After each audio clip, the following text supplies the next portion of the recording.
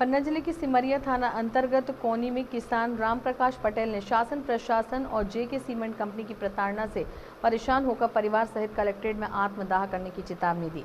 अभी कुछ दिन पूर्व ही गुन्नौर विधायक राजेश वर्मा के द्वारा विधानसभा में जेके सीमेंट कंपनी की मनमानी का मुद्दा उठाया गया था, जो सुर्खियों में बना रहा।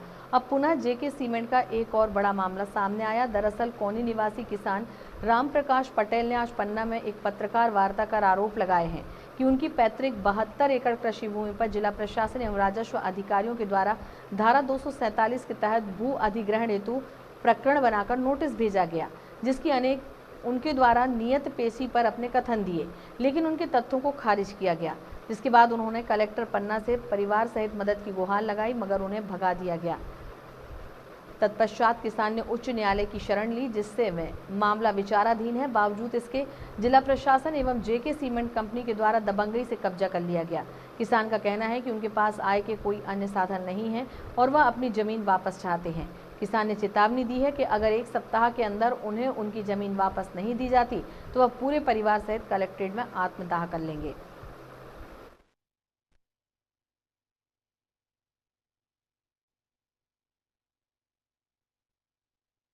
72 एकड़ की ज़मीन पर जेके सीमेंट और प्रशासन द्वारा कब्जा कर लिया गया है और उस कब्जा में प्रशासन का पूरा हाथ है।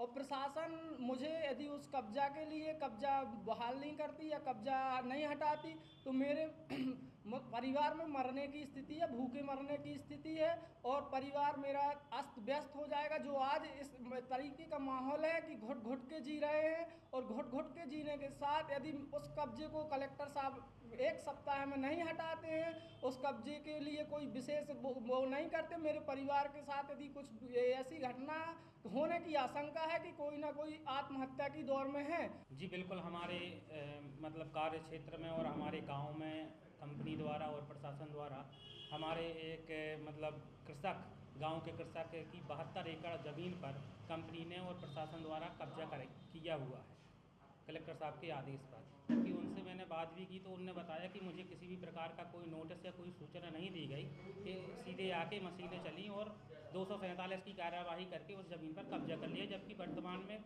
उस ज़मीन पर फसल भी लगी हुई थी। फसल को ना देखते हुए भी कंपनी ने अपना तानाशाही रवैया या प्रशासन ने अपना तानाशाही रवैया निभा के और उस पर